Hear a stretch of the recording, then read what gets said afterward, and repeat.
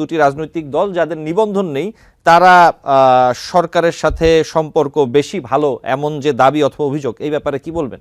যেহেতু এখানে শিক্ষার্থীদের শুরু থেকেই সরকার গঠনে তাদের একটা ভূমিকা ছিল, তাদের একটা বাড়তি সম্পর্ক থাকতেই পারে, এটা অস্বাভাবিক কিছু না। বেশিরভাগ সরকারি প্রতিষ্ঠানগুলোতে বিএনপির লোকজনই আছে, এনসিপির আসলে কয়জন নেতা আছে? এবং গতকালকে তো নাহিদ ইসলাম বলেছেন যে সব প্রশাসনে সব বিএনপির লোকজন বসে আছে, এবং এভাবে থাকলে নিরপেক্ষ নির্বাচন হবে কিনা তার তিনি সংশয় প্রকাশ করেছেন। সম্পর্কটা কি খুবই বন্ধু বন্ধুত্বপূর্ণ? সম্পর্কটা কি রাজনৈতিক, বা সম্পর্কটা কি বিরোধাত্মক কিনা? তো সেইটা হচ্ছে প্রশ্ন। বিএনপি সহ অন্যান্য রাজনৈতিক দলগুলো অনেক বাম রাজনৈতিক দল এবং অনেকেই বলেন যে বর্তমান যে অন্তর্বর্তীকালীন সরকার স্পষ্টতই যেটি এনসিপির সাথে তাদের একটি সুসম্পর্ক রয়েছে। আসিফ মোহাম্মদ সজীব ভুঁইয়া, মাহফুজ আলম তারা সরকারের সাথে আছেন উপদেষ্টা হিসেবে, নাহিদ ইসলাম উপদেষ্টা ছিলেন, তিনি এখন দলের আহ্বায়ক হয়েছেন। আরেকটি রাজনৈতিক দল জামায়াত ইসলামের বিরুদ্ধে বলেন যে অভিযোগ করেন অথবা তারা বলেন, দাবি করেন রাজনৈতিক দলগুলো যে জামায়াতের সাথে বর্তমান সরকারের সম্পর্ক ভালো। কিন্তু এখন আমরা যদি দেখি যে এনসিপি নতুন রাজনৈতিক দল, তাদের নিবন্ধন হয়নি, তারা নিবন্ধনের জন্য আরো 3 মাস সময় চাচ্ছে। এদিকে জামায়াত ইসলামেরও এখন নিবন্ধন নেই, তারাও নিবন্ধন এবং প্রতীক ফিরে কিভাবে পাবেন সেটি নিয়ে কাজ করছে।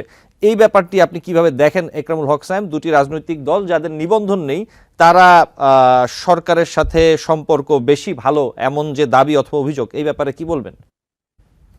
সম্পর্কের কথা আপনি যেটা বললেন, ডক্টর ইউনূস তো বলেছেনই, তিনি যখন দায়িত্ব নেন তিনি আসলে তাকে ছাত্ররাই ক্ষমতা দিচ্ছেন, এবং এই সরকার তো আসলে ছাত্র জনতার গণ অভ্যুত্থানের ফসল।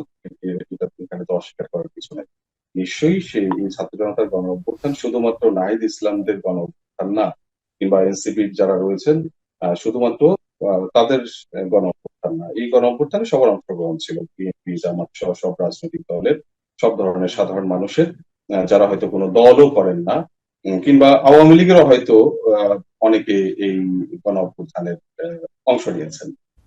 তো এখানে আসলে সম্পর্কের বিষয়, যেহেতু এখানে শিক্ষার্থীদের শুরু থেকেই সরকার গঠনে তাদের একটা ভূমিকা ছিল, তাদের একটা বাড়তি সম্পর্ক থাকতেই পারে, এটা অস্বাভাবিক কিছু না। কিন্তু একই সাথে বিএনপি জামাতের সম্পর্ক, আপনি জামাতের কথা বলেছেন যে হয়তো এনসিপি আর জামাতের সম্পর্ক একটু বেশি মনে হয়, এবং রুহুল কবির রিজভী তো বলেছেনই যে 111 সরকার হচ্ছে সেনা সমর্থিত আর এই সরকার হচ্ছে জামাত সমর্থিত।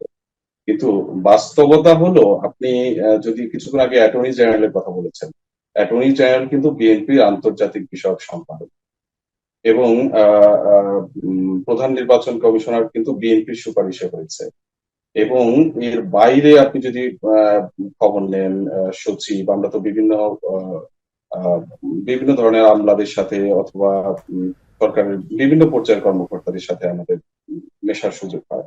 তো সেখানে কিন্তু বেশিরভাগই কিন্তু বিএনপির লোকজন প্রমোটেড। বেশিরভাগ সরকারি প্রতিষ্ঠানগুলোতে বিএনপির লোকজনই আছে, এনসিপির আসলে কয়জন নেতা আছে? এবং গতকালকে তো নাহিদ ইসলাম বলেছেন যে সব প্রশাসনে সব বিএনপির লোকজন বসে আছে, এবং এভাবে থাকলে নিরপেক্ষ নির্বাচন হবে কিনা তার তিনি সংশয় প্রকাশ করেছেন। আসলে এখানে হচ্ছে ওই মত পার্থক্যের কিছু বিষয়, আহ, যেটি আরেকজন আলোচকও তিনি বলেছেন। আসলে বিএনপি হয়তো যেভাবে চাচ্ছে, সরকার হয়তো ঠিক একইভাবে তার মতো করে হয়তো প্রম করছে না। সে জায়গায় হয়তো মনে হচ্ছে যে না, বিএনপি এই সরকার সাথে বিএনপি বিরোধ বেশি। বিএনপির হয়তো বিরোধ থাকতে পারে, কিন্তু বিএনপির সাথে সম্পর্ক কম আছে এটা কিন্তু বলা মুশকিল। এবং যেসব উপদেষ্টাদের নিয়োগ দেওয়া হয়েছে, একবারে শুরুতেই যদি বলি, আমরা উপদেষ্টা নিয়োগের যে প্রক্রিয়া শুনেছি, ছাত্রদের পক্ষ থেকে কিন্তু তারা কিন্তু রাজনৈতিক দলগুলোর সাথে যোগাযোগ করেছে, তালিকা নিয়ে রাজনৈতিক দলগুলোর সাথে যোগাযোগ করেছে, বিএনপির সাথে যোগাযোগ করেছে, জামাতের সাথে যোগাযোগ করেছে। সেনাপ্রধান তো সেখানে এক ধরনের একটা ভূমিকায় ছিলেন। যারা উপদেষ্টা আছেন তারা কিন্তু জি, একরামুল হক সায়েম আমাকে শুনতে পাচ্ছেন আশা করি। সম্পর্কের জি শুনতে পাচ্ছেন আমার জি, কথা? শুনতে পাচ্ছি, বলুন। সম্পর্কের কথা যেটা বলছেন, এটি কিছু ক্ষেত্রে আসলে স্বাভাবিক, আর কিছু ক্ষেত্রে অতিমাত্রায় বলা হচ্ছে। আসলে এখানে বিএনপির সাথে সম্পর্ক সরকারের কম, এটা কিন্তু ঠিক না। মত পার্থক্য কিন্তু থাকবে, মত পার্থক্য রাজনৈতিক দলগুলোর সাথেও থাকবে, মত পার্থক্য সরকারের সাথে থাকবে। মত পার্থক্য থাকাটা স্বাভাবিক, কিন্তু মত পার্থক্য থাকার পরেও যে আবার সংলাপে বসা হচ্ছে, একই টেবিলে বসা হচ্ছে, প্রধানমন্ত্রী উপদেষ্টার ডাকে সবাই আবার একসাথে বসছে, এগুলো কিন্তু ইতিবাচক। জি। সেক্ষেত্রে আসলে এই এই বিষয়গুলো অনেকটা আসলে রাজনীতির মাঠে অনেক ধরনের কথা বলা হয়, কিন্তু বাস্তবতা কিন্তু ভিন্ন রকম।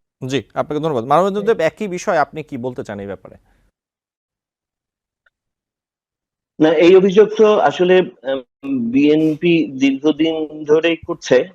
আর সেটা হচ্ছে যে আহ, সরকারের সাথে সম্পর্ক নাই, এটা এটা এটা যেমন বলা যাবে না, তবে সম্পর্কটা কিসের সম্পর্ক?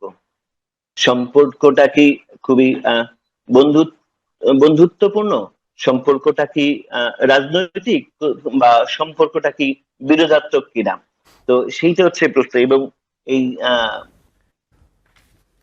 জামাতের যে জামাতকে প্রমোট করা বা জামাতের ডোমিনেশন যে সরকারের উপরে বেশি, তার বিভিন্ন কর্মকাণ্ড এবং তার কর্ম পরিকল্পনা এবং তার ভাবনাতেই আসলে সেটা প্রতীয়মান হয়।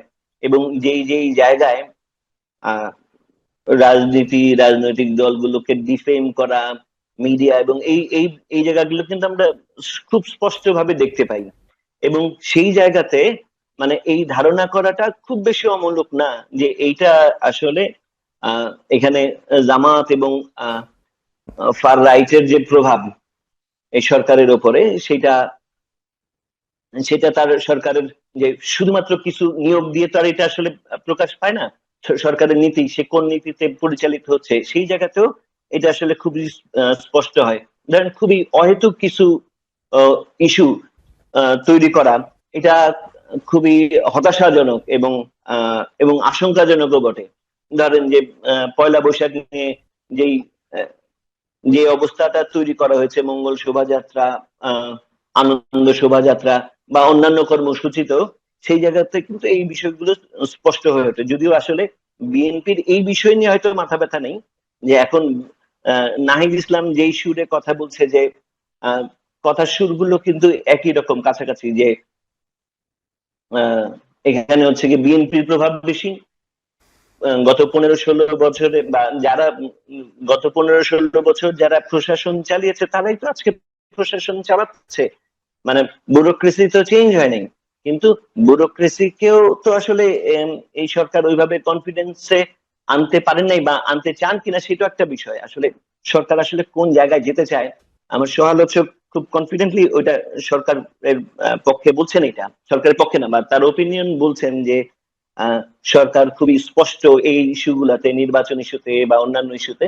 কিন্তু এই কনফিউশন গুলো কিন্তু সরকারের পক্ষ থেকে, সরকারের কর্মকাণ্ডে বারবার প্রতীয়মান হচ্ছে। আমরা কিন্তু বারবার বলেছি, উনি আমার সমালোচক আজকে বললেন যে ডক্টর মোহাম্মদ ইউনূস ক্ষমতা দায়িত্ব নেওয়ার সময় বলেছিলেন যে এই ছাত্ররা তাদেরকে ক্ষমতায় বসিয়েছে এবং সেই ছাত্ররা যখন চাইবে সে চলে যাবে।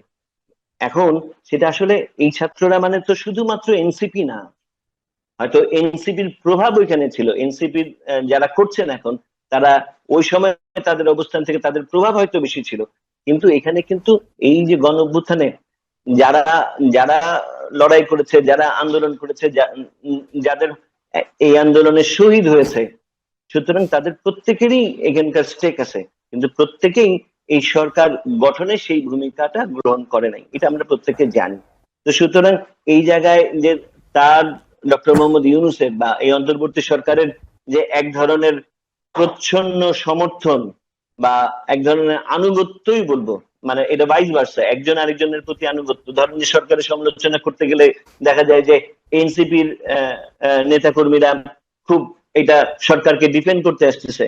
কিন্তু আমরা তো বলি যে সরকারকে এই জায়গায় ডিফেন্ড করা নয়, সরকারকে এই জায়গায় চ্যালেঞ্জ করা, যে এই দায়িত্ব সরকার যাতে তার দায়িত্বগুলো পালন করতে পারে। সেই জায়গায় কিন্তু আমরা সেই চিত্রটা দেখতে পাই না। এটা যেমন আমরা দেখতে পাই না, সেটা যেরকম বিএনপি দেখতে পাচ্ছে না। মানে এক একজনের পারসেপশন, পার্সপেক্টিভ কিন্তু ভিন্ন, কিন্তু তারপরেও তাদের কর্মকাণ্ডে সেই জায়গাগুলো আসলে আহ প্রতিফলিত হচ্ছে না। যে এই সরকার প্রত্যেকের সরকার, এই সরকারের ওপর যে এই সরকার যে তার নিরপেক্ষতা বা তার পক্ষপাতিত্ব রাষ্ট্রের প্রতি, তার পক্ষপাতিত্ব গণঅভ্যুত্থানের প্রতি, এইটুকুন রেখে প্রত্যেককে সমান দৃষ্টিতে দেখার যে বিষয়টি, সেটা আসলে এই জায়গায় মোটেও প্রতিফলিত হচ্ছে না। সেই কারণেই হয়তো কনফিউশন গুলো তৈরি হয়। এবং এই এই কনফিউশনটা উনি রাইটলি বলেছেন যে রাজনৈতিক দলগুলো কিন্তু সরকারের আহ্বানে টেবিলে যাচ্ছে, যতই মতবিরোধ থাকুক না কেন। এবং এটাই তো হওয়া উচিত।